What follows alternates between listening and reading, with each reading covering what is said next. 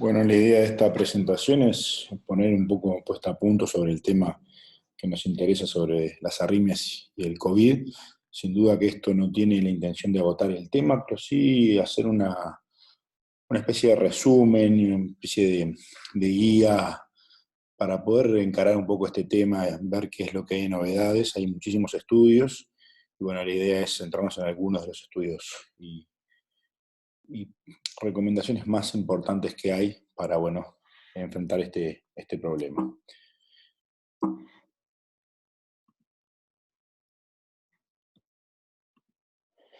Este es el trabajo que realizó el LARS en el contexto de esta pandemia, en el cual vamos a citar un poco más adelante, pero bueno, es en el que nos vamos a basar en parte de nuestra presentación, en el cual, bueno, se intenta de realizar algunas recomendaciones para, para asistir a los pacientes que nos toque tener en unidades intermedias y en cuidados intensivos que estén recibiendo alguna de las medicaciones que se están generando. Por supuesto, nuestra principal preocupación es esta arritmia, ¿no? Que es la torcida de punta, porque como vamos a ver, muchos de los medicamentos que se utilizan y las circunstancias por las que pasan los pacientes favorecen la prolongación del QT, y esto es lo que en definitiva más nos preocupa sobre este tema. ¿Cuál es la magnitud del problema? Bueno, es una patología de reciente aparición, en diciembre del 2019, con una alta tasa de contagio y con una mortalidad en UCI del 50%. Hay múltiples tratamientos con drogas que afectan el intervalo QT, como lo referíamos, y el huésped presenta múltiples alteraciones del medio interno, de estado inflamatorio, de hipoxemia, de daño miocárdico, que en definitiva llevan a un mayor riesgo de que esto suceda. Hay una importante caída en el número de los implantes de los dispositivos de urgencia, que es por razones desconocidas, pero bueno, se considera que es por la falta de consulta de los pacientes, que es otro de los temas que preocupa, pero no es tema de esta presentación. Como vemos en la imagen de abajo, estos son los riesgos, las enfermedades que más ponen en riesgo a los pacientes que son portadores de COVID. Esto es algo conocido por todos. ¿Por qué ponemos esta diapositiva? Bueno, porque en principio estos son los medicamentos que se utilizan y las zonas de los objetivos que tienen estos medicamentos a nivel de los targets en el proceso de tratamiento, pero remarcamos estas 4 combinaciones de medicamentos que son las más utilizadas, pero sí remarcamos, como dice el título, que son medicaciones off-label. No hay ninguna demostración, por lo menos hasta el momento, y de evidencia de peso, que indique que estos medicamentos son beneficiosos. Por lo tanto, su utilización queda restringida a pacientes particularmente graves y donde el beneficio pueda ser potencialmente mayor al riesgo. Esta imagen es un estudio de Udice, que lo que intenta ver es que en principio ya hay identificado cuáles son las drogas que dan problemas, la cantidad de arritmias que da, el conocimiento sobre la prolongación del QT y el riesgo de producir arritmias por prolongación del QT. Este es uno de los trabajos que más se cita en la literatura, es el trabajo de Dewey Wang, en el cual se estudiaron un total de 138 pacientes, todos ingresados en cuidados intermedios o en cuidados intensivos, y en lo cual se ve una relación de un aumento de las arritmias cuanto más grave es el paciente, es decir, 44% de los pacientes presentan arritmia al ingreso de la UCI, pero solo el 22% tienen injuria miocárdica detectada por los diferentes métodos, lo cual indica que hay algo más que solo el daño cardíaco que genera este tipo de arritmias. La prevalencia de las arritmias es muy variada en las distintas series, las presentaciones son variadas también, pero la palpitación como elemento sintomático principal a nivel global de todos los infectados confirmados es del 7,3%, con un promedio de la población ingresada a los hospitales mayor a un 20%, y es alta en algunos estudios llegando al 44% en los pacientes graves internados en UCI. La prevalencia global de la TBFB es de un 5,9%, y la arritmia más frecuente presentada por los pacientes es la fibrilación auricular, que es prácticamente entre una cuarta y una tercera parte de los pacientes que lo presentan como recurrencia, y un 10% su primer episodio registrado. De la fisiopatología, este es un muy buen estudio, un muy buen trabajo de Pietro Lancerini, en el cual intenta explicar cuáles son las distintas modificaciones que se generan en el huésped, que llevan un poquito a explicar qué es lo que también afecta al QT y los riesgos que esto se genera. Los puntos claves de este estudio son que hay una respuesta inmune exagerada en el huésped, hay lo que se llama tormenta de citoquinas, que eso está relacionado directamente con la alta mortalidad de los pacientes. Se genera una hipoxia severa, lo cual lleva también al daño miocárdico, y ese daño miocárdico es sabido que es proarrítmico. Hay como elementos identificadores de daño miocárdico la elevación de troponinas y la elevación del ProBNP, lo cual también está directamente relacionado al tema del riesgo de arritmias graves. Y solo el 50% de los pacientes tienen evidencia de daño miocárdico, lo que explicábamos previamente, que esto está relacionado también a un montón de otros elementos que vamos a ver en la presentación que afectan a la relación proarrítmica para que esto se desencadene. El tratamiento farmacológico involucrado, como decíamos, es un punto clave en este proceso de generación de arritmias, y las fiebres y el estrés en algunas canalopatías son de alto riesgo aditivo en el contexto general de un paciente COVID. En esta diapositiva intentamos mostrarles es la relación que tiene el receptor de la ACE2 con el tema de la generación de invaginaciones y la afectación del huésped del coronavirus, y cómo se genera un desbalance en la angiotensina 2, que también en definitiva lleva a un efecto proinflamatorio, vasoconstricción y trombosis, que son elementos que están directamente relacionados con la mala evolución y la gravedad de los cuadros de estos pacientes. Esta gráfica lo que intenta demostrar es que bueno, hay una afectación en la repolarización cardíaca, en la cual todos estos componentes tienen que ver, tanto los medicamentos que se están utilizando, que generan inhibiciones de canales, como se identifica acá, y que esa inhibición de canales aumentan también las drogas que interactúan con el QT, y todo esto genera que la afectación de la reprogresión sea el principal elemento de riesgo que tienen estos pacientes. Este estado proinflamatorio sistémico exagerado, esto es una publicación de la revista Science, que lo único que intenta demostrar es que está muy estudiado y ya hay mucha información sobre el tema. Está en la múltiple evidencia de la proarritmia referida con estado proinflamatorio exagerado. Hay una activación simpática central y periférica con altos niveles de citoquinas. El objetivo de la investigación terapéutica es muchos de estos eslabones que se muestran acá en esta diapositiva, y son targets terapéuticos que se están estudiando en el momento. Son elementos de mal pronóstico, como referíamos previamente, ya identificados, y aumenta la biodisponibilidad de algunas drogas que se utilizan también, haciendo que este problema sea aún mayor. En resumen, cuando el COVID interactúa con el huésped, ¿verdad? Hay una afectación directa a nivel pulmonar y cardíaco, que genera injuria miocárdica a través también de la hipoxemia. Hay una respuesta normal del huésped, que se genera una liberación de citoquinas, sobre todo la interleuquina 6, que afecta también al daño miocárdico, una hiperactivación simpática, afecta a los vasos en los canales iónicos, y afecta al hígado en la metabolización de algunos de los medicamentos que concomitantemente con las drogas que se utilizan, el tratamiento antirretroviral, prolongan el QT en algunos de los pacientes y generan la proarritmia de la que tanto nos preocupa en este momento. Y esto genera el ambiente ideal para que esta tormenta eléctrica pueda suceder y bueno, el desenlace sea complicado. Es un trabajo que lo cito acá, pues de los pocos que hay sobre los síndromes arrítmicos. Está integrado por una colega mía, Elena Arbelo, del Hospital Clínico Barcelona, en el cual, bueno, se hace un resumen de las distintas presentaciones y se hace hincapié sobre todo en el síndrome de Brugada, y que las citoquinas pueden afectar algunos de los mecanismos, pero bueno, los medicamentos en principio presentan un efecto moderado en la producción del QT. El tener en cuenta la fiebre como un posible gatillo en los pacientes con enfermedad o síndrome de Brugada, que la sepsis y el shock cardiogénico son conocidos factores de riesgo adquiridos para la operación del QT. Recomienda el uso de betabloqueantes en el QT largo siempre que sea posible, según el estado hemodinámico del paciente. Y la mayoría de las drogas utilizadas en pacientes COVID por ahora no se han descrito como contraindicadas para el paciente con síndrome de Brugada. Las recomendaciones en el paciente con síndrome de Brugada es que todo paciente debe ser automedicado para bajar la fiebre, se recomienda el paracetamol,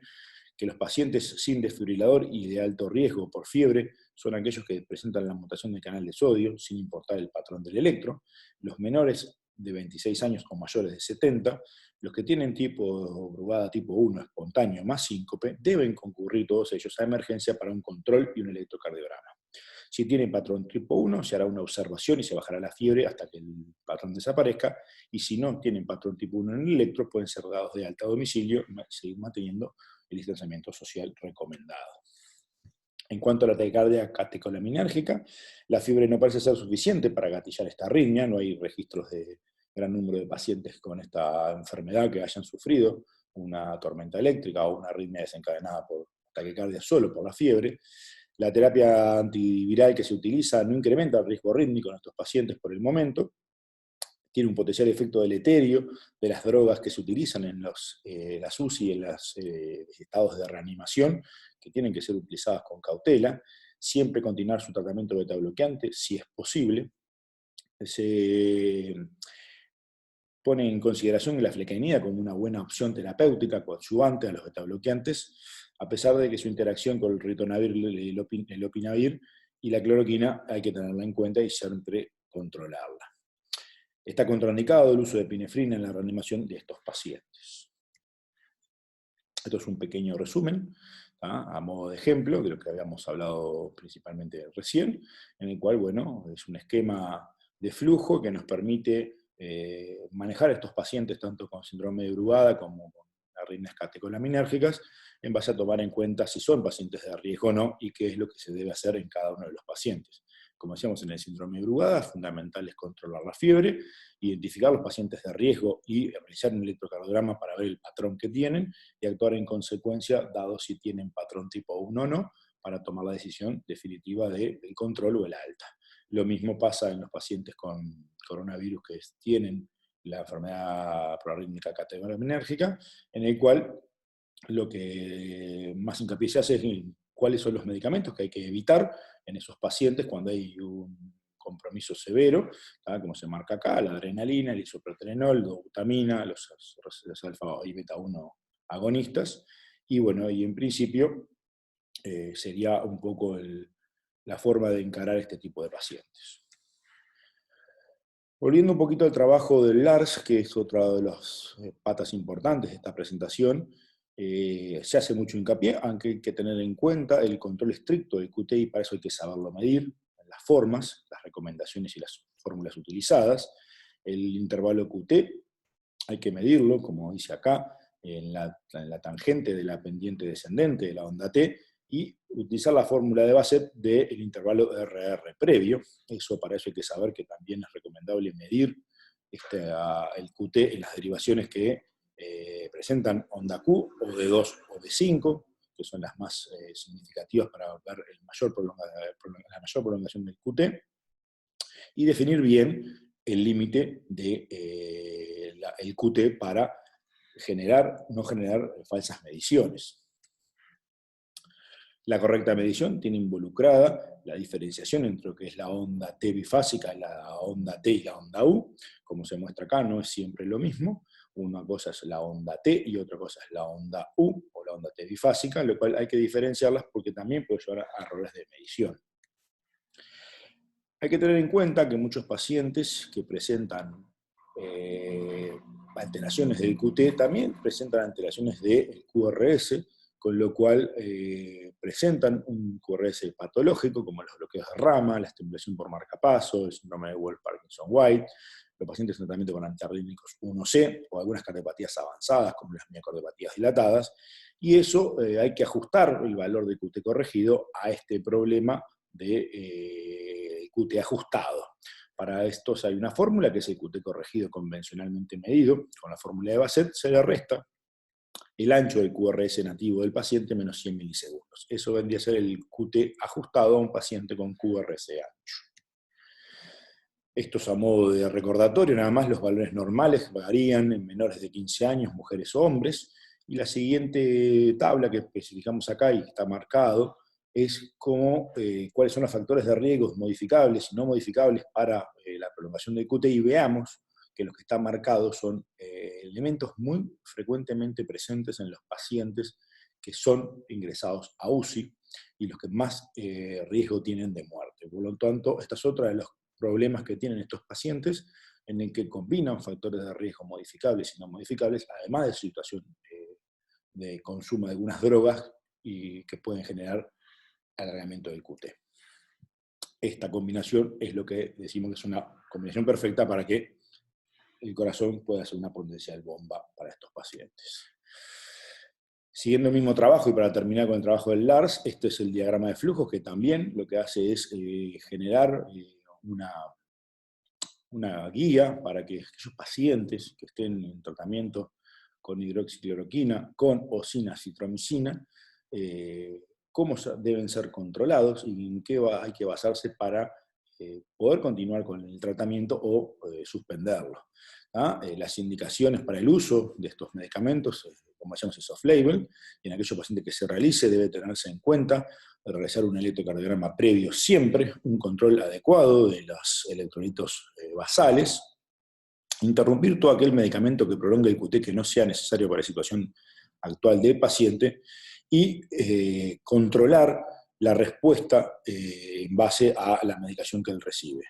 Aquellos pacientes que se encuentran en el diagrama verde sin ningún tipo de alargamiento del QT pueden continuar o prescribir esas drogas con el control de los metabolitos en sangre, iónicos, y la medición del QT cada 48 horas. Esto también se debe realizar en los pacientes de riesgo intermedio, donde haya una prolongación del QT que no llegue a ser igual a 500 milisegundos. O también lo que hay que tener en cuenta es también la variación, el delta QT corregido, que es otro de los elementos a tener en cuenta. Cuando en los controles de los pacientes se identifica un delta QT menor a 60 milisegundos o un QT corregido menor a 500, puede seguirse con la medicación y seguir controlando de la misma forma. Aquellos pacientes en el que el QT se prolongue a más de 500 milisegundos o la variación del QT corregido sea mayor a 60 milisegundos, se recomienda revalorar el tratamiento a ver si el riesgo y el beneficio siguen siendo favorables para el paciente. Por supuesto, todo paciente que haga una arritmia por consecuencia de QT largo deben ser suspendidas las drogas inmediatamente. Este es un trabajo realizado por Mercuro, en el cual se estudia cuál es el riesgo que presentan los pacientes o cuál es la evolución de los pacientes en tratamiento con las drogas referidas, tanto la citromicina como la hidroxicloroquina, y se ve que en el 56% de todos los pacientes hay un alargamiento del QT mayor a 500 milisegundos y una variación del QT corregido mayor a 60 milisegundos,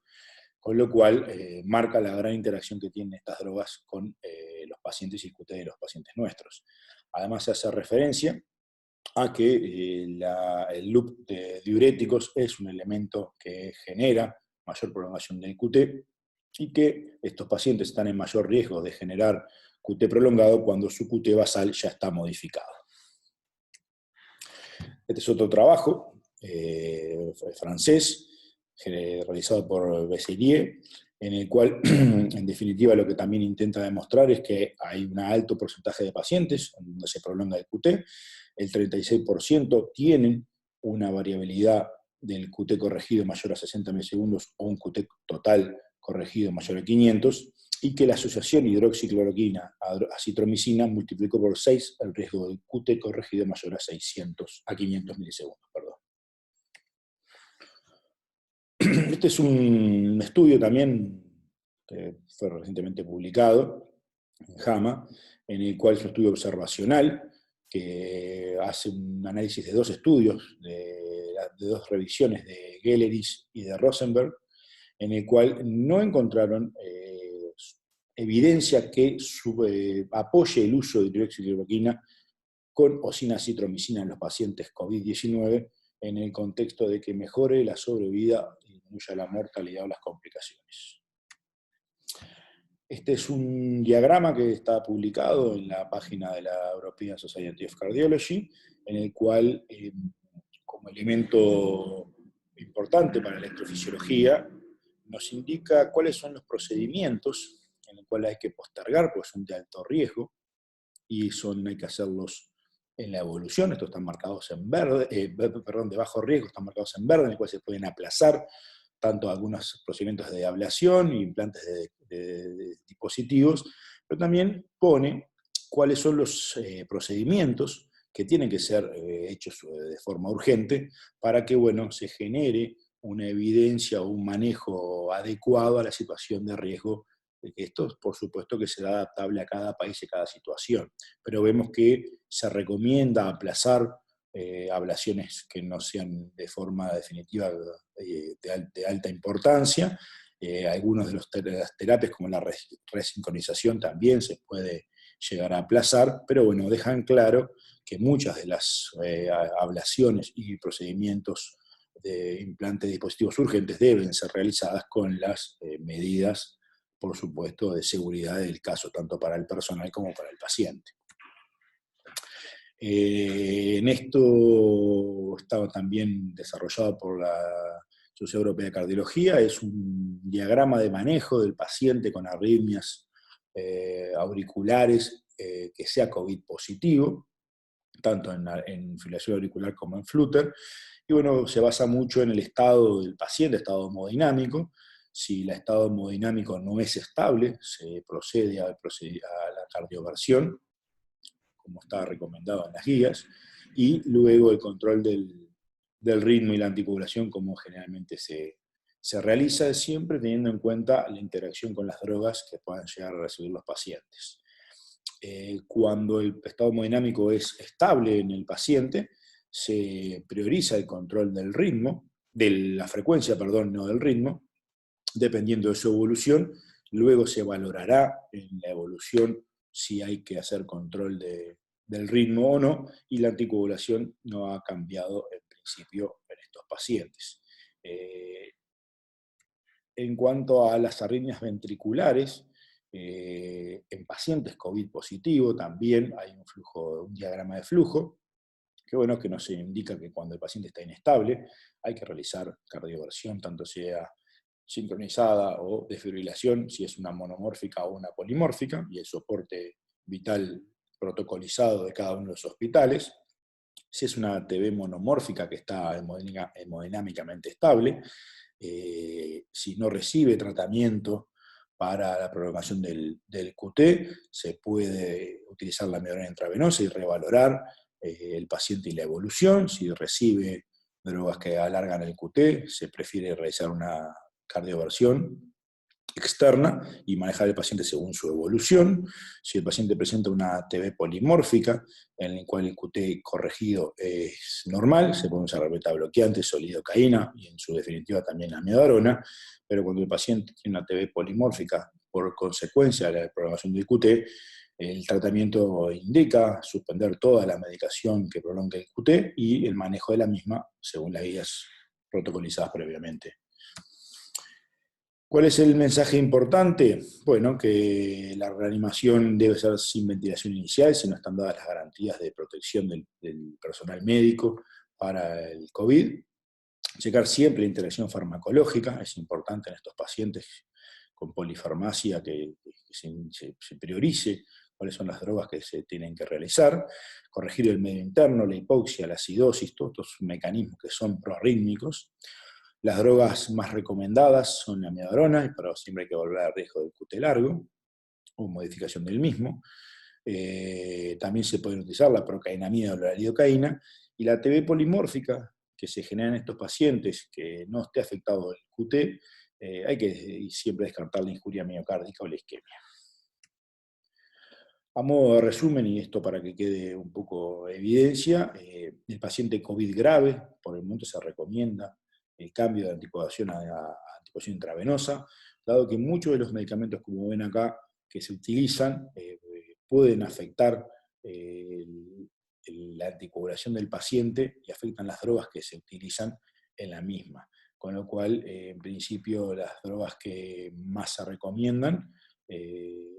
actualmente para los pacientes están con un nivel de afectación importante, dependiendo de la hora que se utilice, y esto es a modo un poco de ejemplo para que tengan en cuenta que la anticoagulación es un tema a tener en cuenta en los pacientes COVID, ya dada la interacción farmacológica que existe con la anticoagulación de estos pacientes. Muchas gracias.